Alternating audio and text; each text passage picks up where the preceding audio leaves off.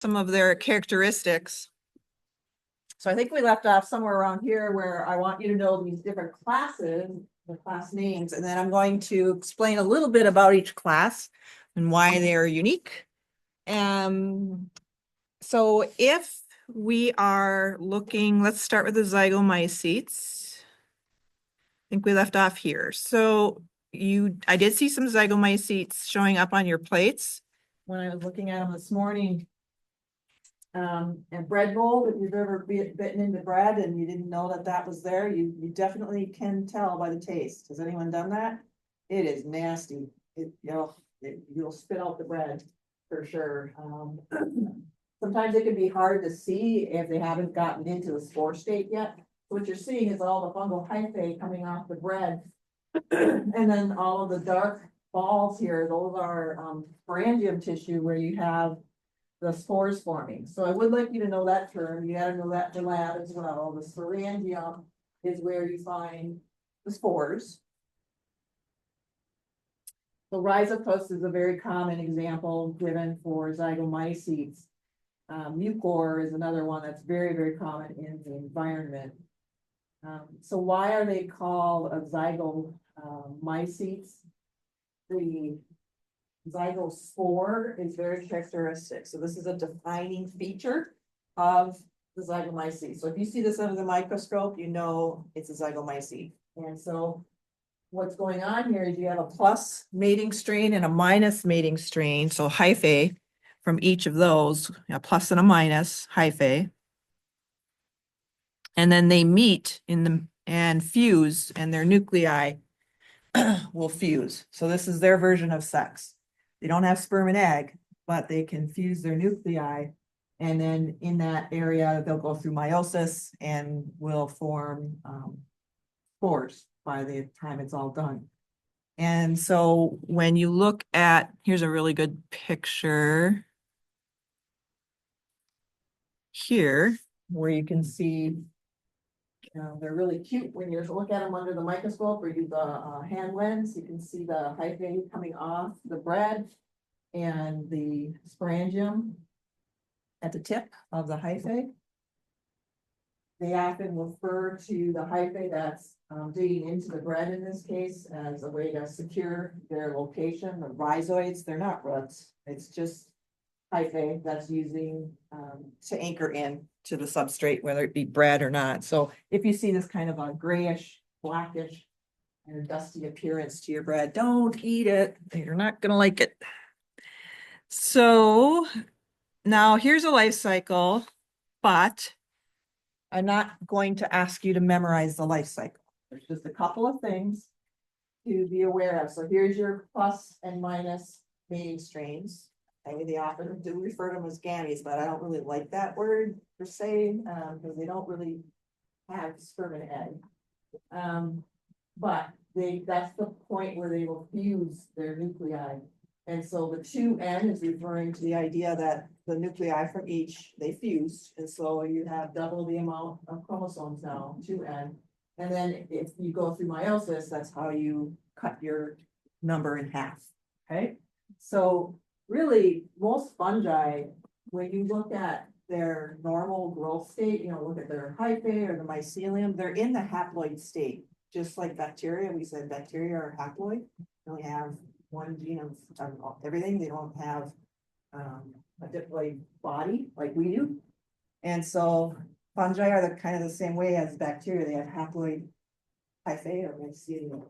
And it's really only in a very special area where you're going to see a diploid state for a little bit when they go through their version of sex.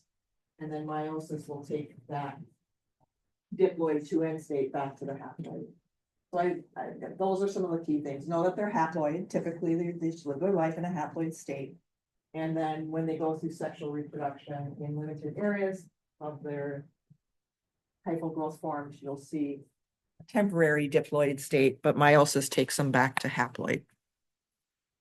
So the zygospore, if you see that under the microscope, you know they're going through sexual reproduction, and that's characteristic of the zygomycete group.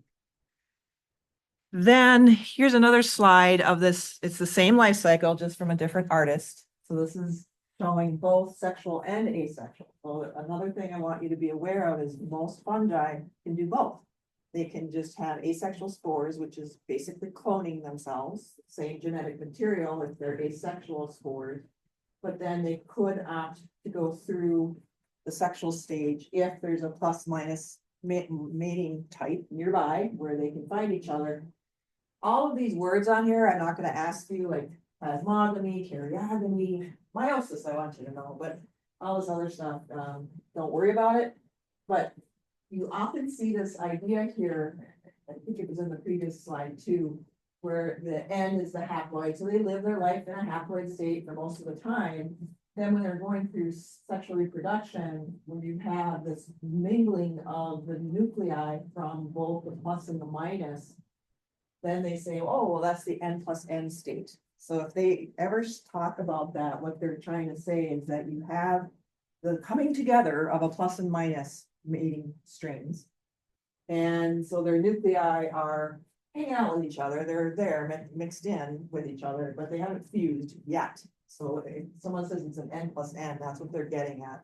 There's no fusion. There's multiple nuclei visible from each string, but they haven't fused yet. And then in a very particular location, you'll get some fusion of the nuclei. And that's where you have a zygospore. Okay, so fungi are a little different and wacky on how they go through their process. Any questions on the zygomycetes or what I'm asking you to know for the life cycle?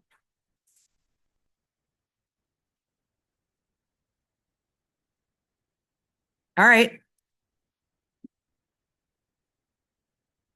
Anyone who's into morel hunting, you're hunting for ascomycetes. So ascomycetes are second groups and they don't have a zygospore idea. Instead, they form a special part of their hyphae that's often referred to as a sac. The fancy word is asci if it's plural. If it's singular, we just say ascus. It's ASCUS, ascus. But if you are looking at a bunch of them all close together like this, and you say, oh yeah, look at all the asci with all the ascospores inside. So morels, if you were to take some of their tissue in the cap region and look at it, you would see this, right? And this would be defining. If I saw this under the microscope, I'm going, yep, this is an ascomycete. So it's a very defining feature. Another bread mold, Neurospora, falls under that, but so do the lovely morels and truffles, which are very, very tasty. Do you know anything about truffles, where you can find them? They're kind of weird. Because when you go out hunting morels, you're hiking around, you see these, right? Where are truffles though? Don't they grow underground? Yeah, they grow underground. So it's kind of weird. And do you know historically they used to use pigs to go hunting for them because the truffle gives off a pheromone like pig in heat. And so the male pigs would be used to go find it. Now they use dogs. They train dogs. I've seen a lot of German shepherds being trained for that. And so you can scent train them to go find. I'd rather work with a German shepherd than a male pig that's desperate to mate. I think that might be a little dicey to have to deal with a fairly wild pig, anxious to have sex. So anyways, with the truffles underground, they think that truffles are formed underground for protection. And that they just persist longer when they're underground. It gives them an advantage. Plus the creepy crawly insects that are underground can help spread the spores. But also, there are certain animals that can pick up the scent and will dig it up and eat it. And then as they wander away, they're spreading the spores when they defecate out. Okay, so has anyone found any morels in this area at all? If you've tried going morel hunting? So I've asked this in the past and I had a student, oh yeah, I found a lot of morels. And then I'll say, where? And all of a sudden they become very quiet and don't say anything. try to change the subject. So morel hunters tend to be that way. They find a patch of morels, they'll boast about it, but they won't tell you where it is. So that's their patch and they don't want to give it up. It's kind of like fishing. If you find a good place to go fishing for certain types of fish, you don't often let on. So anyways, they're delicious. I think both the muffles, morels and truffles are delicious. Truffles are very expensive though. I've only tasted those a couple times. So Ascomyces. They can do asexual reproduction or sexual. So Aspergillus, I did see what appeared to be Aspergillus on some of your plates and that genus. And they tend to just go through asexual reproduction. I'll show you some pictures, I think. And then there are some other very famous Ascomyces, like Stachybotrys, which causes black mold. And that's the one that can be a serious health issue if you do breathe in some of the spores. And now they're finding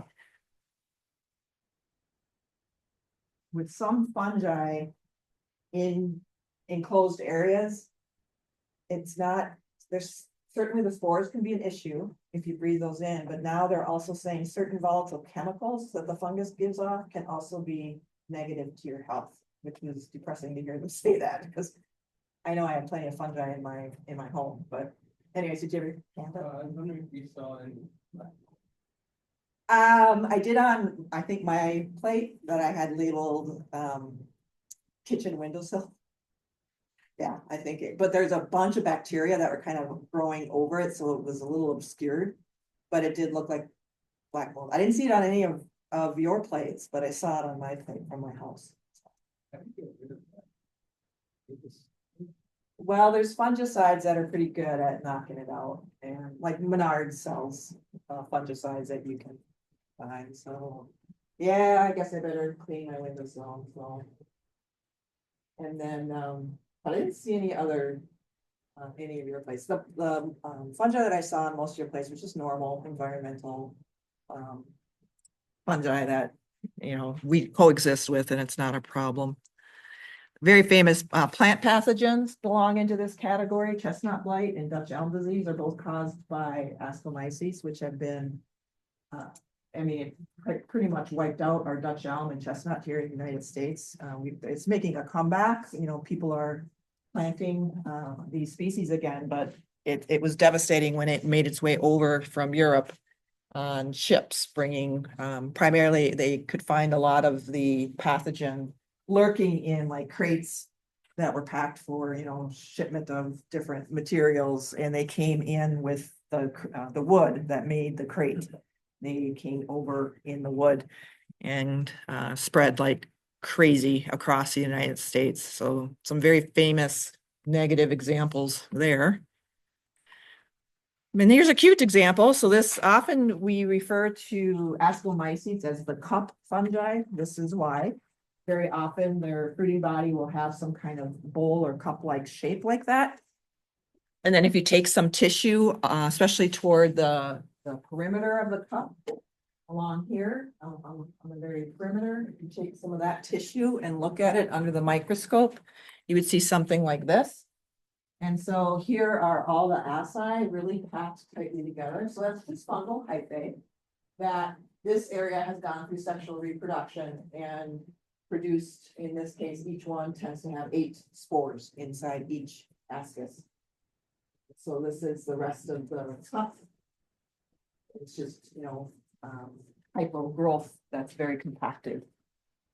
And then you have, so if you see that under the microscope, you'd be, oh yeah, this is an Ascomyces. That's a defining feature. And then here, this is from your book, just showing, and again, I'm not getting into the details of this, but just trying to show you that they have their own version of how they go through sexual reproduction, and that's why they get their separate class.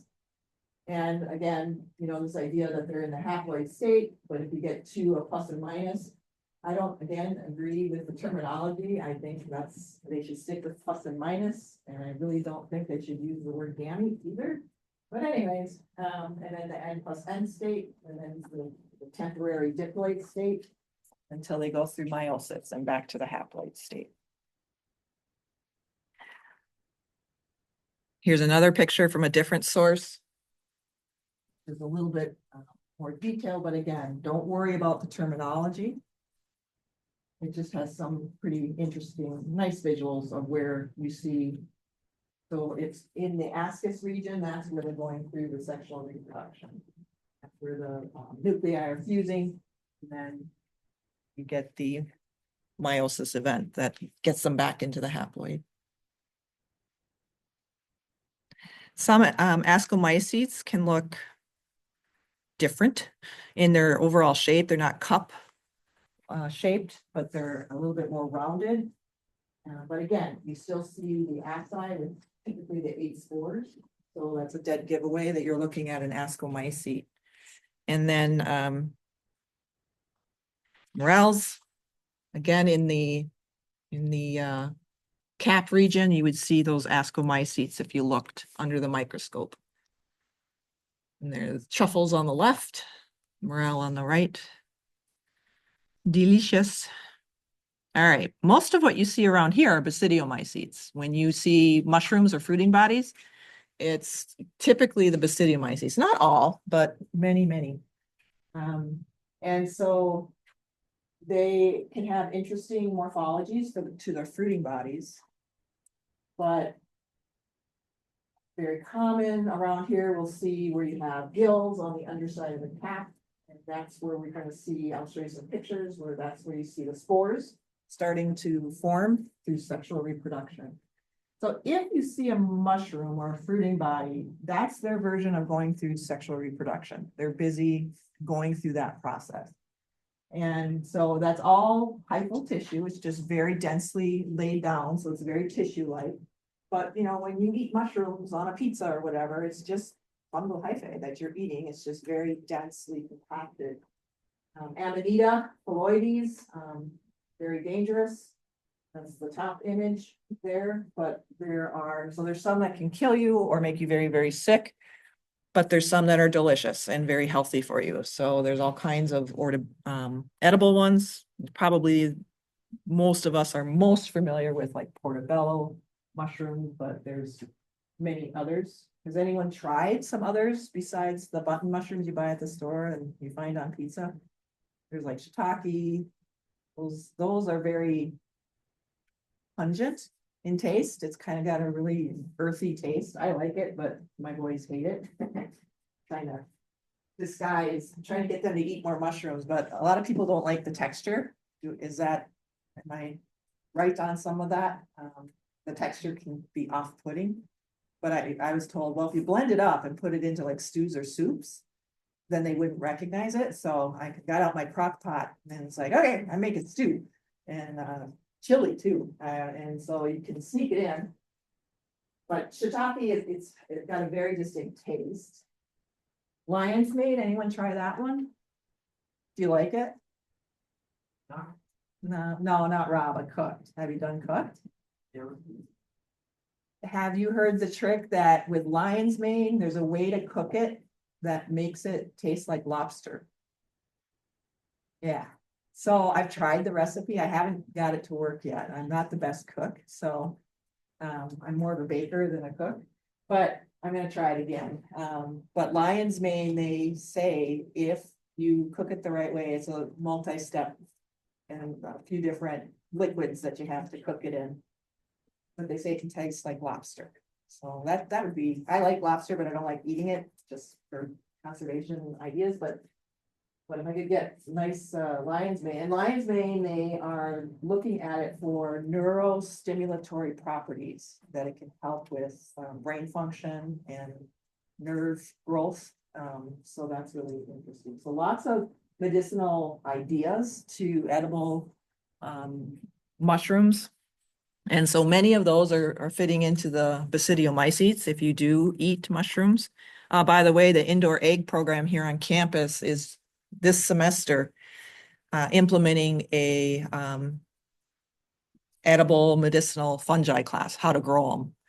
And so they're learning how to use aseptic technique and how to grow fungi, edible fungi. And then I think it's going to become a regular class starting in the fall. They'll have it as an official class. So if you're interested in learning how to grow edible fungi, that would be a good one, fun one to take. The mycology class, by the way, that Dr. Robertus teaches, I think he's offering that this fall, I think. You don't learn how to do edible, but you learn how to identify. So you learn how to not kill yourself by foraging for the correct mushrooms. So you go out a lot in that class. In Dr. Robertus's class, you go hunting for mushrooms, which is a blast. So if you want to take a class specifically about fungi, he's got that mycology, field mycology class. That's awesome. So Basidiomycetes, you can see some similarity here in the idea that you have the haploid hyphae growing and living its life. Eventually, you might end up with this shift into the sexual start of sexual reproduction, where you have the mushroom forming or the fruiting body. But it's really only in certain sections of the fruiting body that you'll actually get the fusion of the nuclei, and that's their version of sex, and then meiosis. And so for the Basidiomycetes, what you're looking for is usually on the underside of the cap or in the gill region under here. And you're looking for the basidia, which is just a specialized hyphae that kind of balloons up. And in that region, the nuclei are fusing and going through their version of sexual reproduction, where the mixing up of the chromosomes and the whole meiosis event.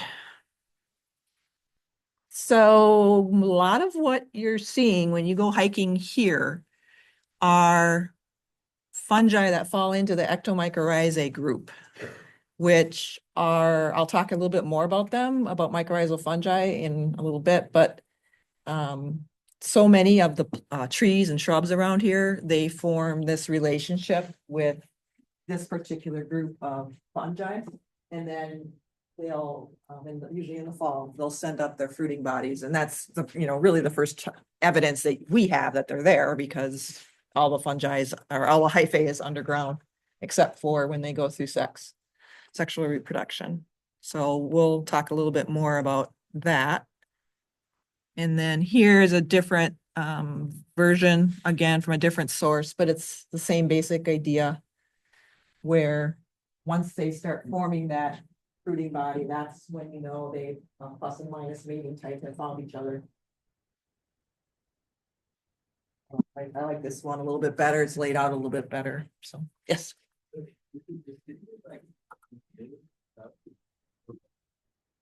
No, well, it is part of the gill material. Let me see if I can. So yeah, okay. So here, if take a little slice, that's what they're trying to show. So they took a slice of the gill tissue, and then if you look at it under the microscope, you'll see right on the side of the gills, right on the very end of the side of the gills, that's where the hyphae kind of balloon up a little bit.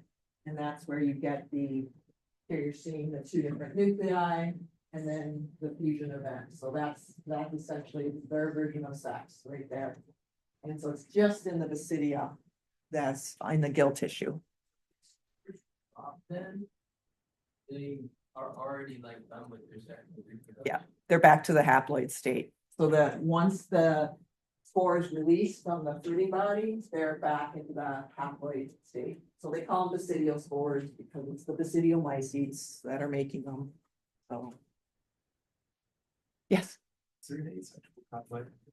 Yes, it's very easy to, relatively easy to grow fungi asexually. They just grow. Are you asking if they produce spores asexually?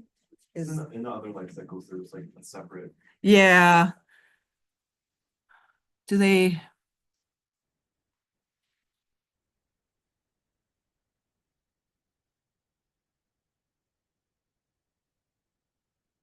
Yeah, I wonder why they're so focused on this one.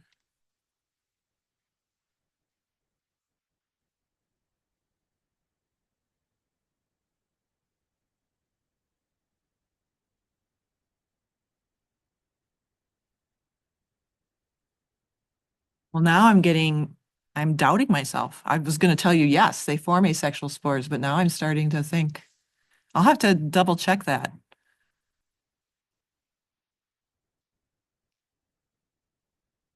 Because yeah, in both of these life cycles, they're not showing an asexual spore production. So I gotta double check that. Now that's gonna bug me. Ever see this? The fairy ring, they call it. So this is fun. I don't see it terribly often around here. But this is, again, just showing, these are probably ectomycorrhizal fungi that are associating with those trees. And I haven't really heard a good explanation of why it's such a nice ring. Has anyone?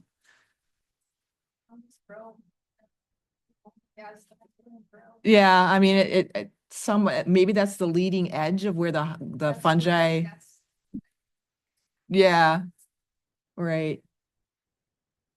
But that's always a treat if you see something like that. And then, like, if someone brings me a plate of fungi that, not a mushroom, but just like, here's some fungi, what is this? What I would do if I'm looking for a basidiomycete is I take it under the microscope and look for this.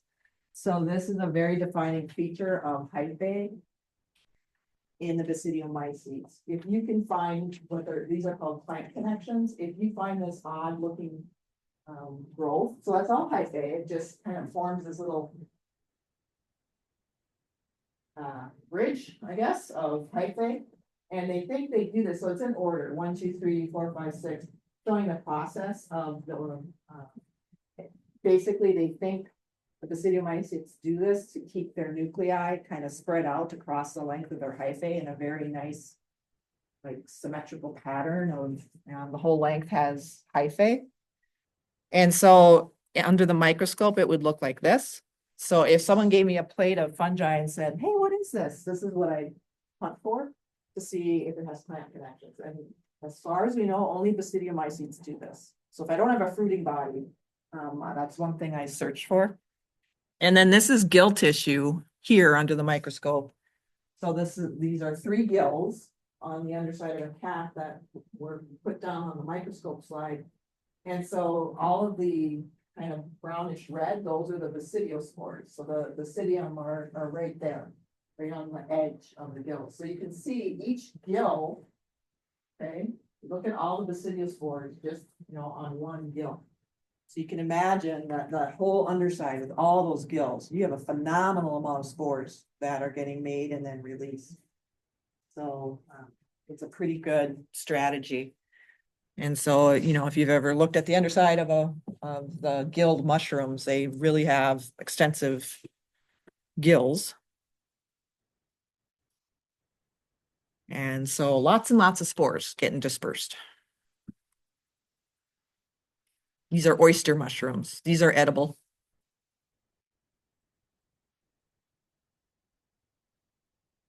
This is Mycena, the Mycena genus. You don't need to know names, but very petite, cute little fungus.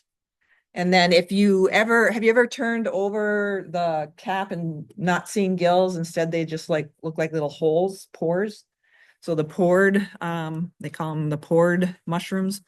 So that's what you're seeing here under the microscope. And so the perimeter of each pore is where you're looking for the basidia and the basidiospores. So this one doesn't have a whole lot of spores being produced yet. Not the greatest image there, but.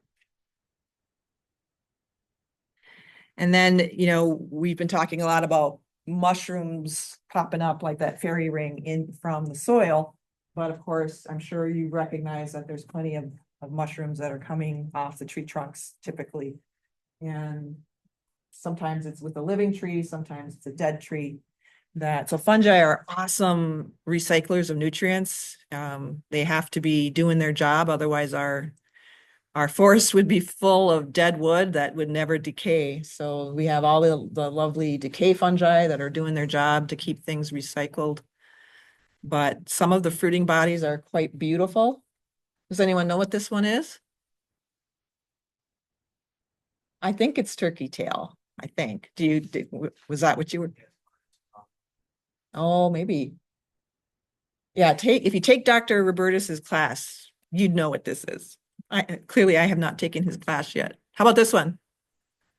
Yeah, puffballs. You know not to inhale this stuff, right? Don't inhale. Did you hear that case study where some high school students thought they could get psychedelic experience? And so they deliberately inhaled. Do you know what happened to them? It grew in their lungs. Luckily, antibiotics worked. Ooh, that's dangerous. When I took a mycology class when I was a grad student, one of the medical mycologists that was teaching, it was a co-taught by a medical mycologist and an environmental mycologist. And the medical professor was, it wasn't a puffball, but there was fungi in the operating room. There was fungal growth and spores in like a corner of the operating room that never got cleaned. And when they had a patient on the table with it was open heart surgery or something where the chest was wide open. And during the surgery, the spores wafted into his chest cavity. And then, of course, you don't see that, so they're busy doing it and they stitched them all up and he recovered. And then all of a sudden, after, several days, he started tanking and they're like, what's going on? And they reopened him up and his chest cavity was full of fungal hyphal growth. So he recovered, he managed to survive that, but, so don't sniff. It's hard, especially when, like, I take my boys for a walk and if we find those, you want to poke at them. So I always use, okay, let's figure out the wind direction, so we would lick our thumb and where's the wind coming from? And then we got to be, upwind of it, then go ahead. I give them a stick and say, have at it. But, a big long stick so that they could poke from a distance. But it's hard to resist. I get that. I love doing it too, but you need to be careful. You don't bend over and sniff that. That is not a good idea. It will not create a psychedelic experience. Anyone know what that one is? I have it in the notes, so I know I'm cheating. This is a chanterelle. Apparently it tastes like apricots, the fruit apricot. I've never tasted one, but that's what people tell me. Amanita looks innocent enough, but very deadly. Some strains are, some species. I don't know if anyone has taken field mycology with Dr. Robertus, or maybe he might have said it in BI 112 at one point, but he went to his son's, when you're in elementary school and you make like collages of all the stuff they found in the woods and, like pretty leaves and sticks and lichens and then they make a poster out of it and put it on the wall for the parents at parent-teacher conferences to come and enjoy and see what their kids did. So he went and he's walking around the room and all the posters and he saw Amanita fungi glued to the poster board. And he about freaked. So he took the teacher aside privately and said, yeah, you got to take those down. Because the thing with some Amanita is, it's you have to think about the body mass index of the person ingesting it. So little kids, they don't weigh very much, so it doesn't take much to really get them sick or kill them, So body mass makes a big difference on how well you can handle the chemicals that you might ingest from the fungi. So yeah, that little bit scary there. Here's another Amanita. Like, I think that's what these earrings are supposed to emulate, the Amanita muscaria. Isn't that the one where the Vikings, the berserkers, you heard about that? The Vikings, the berserker fighters or warriors, they would drink a concoction of this and it would make them hallucinogenic and fearless and they go off into battle. And that's where that term berserker, you're going berserk, it's from the berserkers. And they get psychedelic experiences. Maybe their life is a little boring. They need a little, zip to their life in the tundra. I don't know.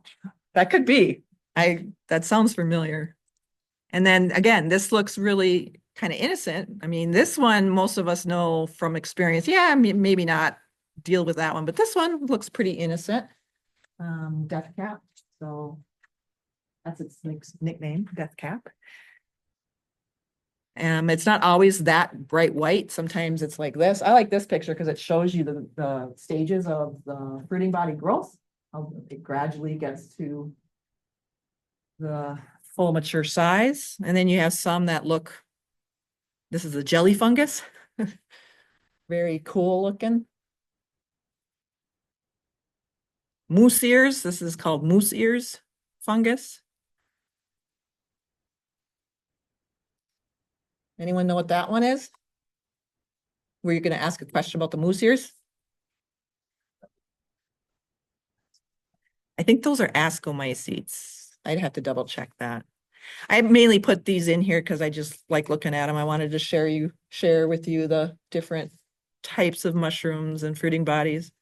Bird's nest. Bird's nest. So it's all fungal tissue, and then they have these chunks of hyphae tissue. So bizarre. Here's another good bird's nest fungus. Really, really bizarre. And then you get some more, just innocent looking, more straightforward. Can't remember what this one is. I don't have it in my notes. This might be armillaria. Look at this one. Isn't that pretty? It doesn't have a pretty name. It's called the veiled stinkhorn. Veiled stinkhorn. So I think it stinks. I think that's why they call it a stinkhorn. And I think it stinks smell to our nose is stinky, but it attracts flies, which would be a really great way to transmit your spores, get the spores all over the fly body and then they fly off. I mean, that's pretty cool. These are some that I took. I'm not quite sure. Again, I should show that to Dr. Robertus and ask if that's an amanita. And this is either a coral fungus or the lion's mane. I'm not sure. I often have a hard time telling the difference between coral and lion's mane. Does anyone know? And this is, you're looking up a tree. You can see all the fungi on the stem, tree trunk. And then this one I like because it has that kind of bluish color to the cap. I had never seen that before in that section of the woods. And then in another section of woods, I saw the blue stain fungus. I'm not sure I don't think this is the blue stain fungus fruiting body. I don't think that's it. I'll show you a different picture in a sec. But I see a lot of this around here. You look at decaying branches or logs on the ground and kind of open them up. Sometimes the wood looks bluish. Can you tell from where you're sitting that it looks kind of bluish? That's the blue stain fungus. But I've never seen the fruiting body. I keep searching for the fruiting body and I have yet to, that's not the fruiting body of the blue stain. This is something separate, that's different. But I did a Google search for blue stain fruiting body and that's what it looks like. Wouldn't that be fun to stumble across? Brilliant. I wonder if they can extract that dye and like dye, fiber with that. Pretty incredible. Really vibrant. So if anyone sees this, if you wouldn't mind disclosing where you found this, it's not like morels, you can't eat these. So, well, I don't think you should eat them. I don't know if they're poisonous or not, but I probably wouldn't want to try. And then this is Armillaria mellia. This is famous for being the humongous fungus that we have to boast about here in the Upper Peninsula. Have you all heard of that? The humongous fungus in Crystal Falls, Michigan. And so Johann Brun was on my committee when I was a PhD student. I did some research with him. He was up in the forestry department at Michigan Tech University. So he and his colleagues were the ones who published this paper. They found the humongous fungus. And so it was so funny because all the news organizations were calling, saying we want to do an interview, we want to go take pictures of the humongous fungus. And Johann he was a very nice person, but he could get a little cantankerous sometimes. And he was getting so tired of the people like calling nonstop. We want to, interview you. We got to get pictures of this. So he's like, sure, yeah, come on. So he hikes deliberately into the, a not very fun area to hike. It was difficult terrain, lots of saplings, so they're pushing their way through all the saplings. And they get to this relatively big field and he's like, okay, we're here. And they're like, where's the giant mushroom? And he's like, it's all under your feet. There's no giant mushroom. Everyone was thinking there's going to be a giant mushroom, the non-biologists, that's what they were picturing. And he's like, no, it's all under your feet. you won't see it. And they were very not so happy with him, but he had fun. He was chuckling over that one. So it became famous because it's acres of fungal hyphae that's all clonal. It was all the same individual. And so they did a ton of testing. They did, acres of taking fungal samples, mycelial samples, and then they did the DNA sequencing, and they could just, discern that the humongous fungus was all one individual. And so it became the biggest individual at that time, the biggest organism on the face of the earth. And so that's the claim to fame. So then Crystal Falls got into it and made like a fungus fest. I think they still do that. They quit it during COVID, but I think they might have resumed it. So you can order a burger, fungal burger if you want. So anyways, it's an interesting phenomenon. Okay, so Basidiomycetes, lots of fun.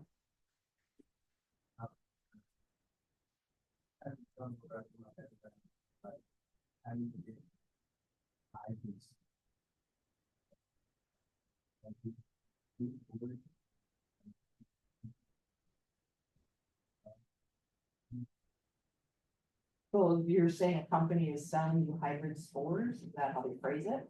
Yeah, looking like okay. Yeah, because those don't interbreed. So they must just have spores from each that they give in a package. Okay. Unless they've done some kind of genetic modification. I mean, but I haven't tracked that so much in the fungal realm. But I know like with plants, you can get genes from very distantly related plants together using those biotechnology tricks, but I don't know if they're doing that with fungi. I don't know. I'll have to look into that. Huh. The last group I want you to know, which didn't show up in lab, are the glomerulomycetes. And so this is a category that's hugely important in terms of in the plant world, because they form the mycorrhizal relationship, the arbuscular mycorrhizal relationship. So the basidiomycetes, there's a lot of ectomycorrhizae that are part of the basidiomycete realm. The glomerulomycetes are this huge group of different species that are what we call arbuscular mycorrhizal fungi. So they used to be called vesicular arbuscular mycorrhizae, which shortens down to VAM, which is easy to say. Then they dropped off the vesicular, and now you'll see a lot of newer publications where they just say arbuscular mycorrhizae. But if I just say that acronym, AM, it's not very distinctive and kind of confusing. So you'll hear me, I tend to say VAM or endo when I'm talking about these type of mycorrhizal fungi. And so the glomerulomycetes, that class is its claim to fame is that it has all of these different species that are the endomycorrhizal kind of fungus that hangs out with all kinds of different plants, super abundant. And if you've ever heard of the glomus species, glomus, you can often purchase glomus fungi in order to mix it into your garden. Like if you're trying to grow tomatoes or peas or whatever, very often you can do that. And so the reason that those are often picked for sale is that they're a huge group. And so they form a lot of relationships with a lot of different plants. So I'll talk to you a little bit more about the glomerulomycetes. Why don't we cut it there? Because the next topics are a little bit longer than what we have time for. So we'll stop there today. And we'll wrap up the fungi on Monday. And then we're due to start the viruses, a little bit more about viral ecology and behavior next week.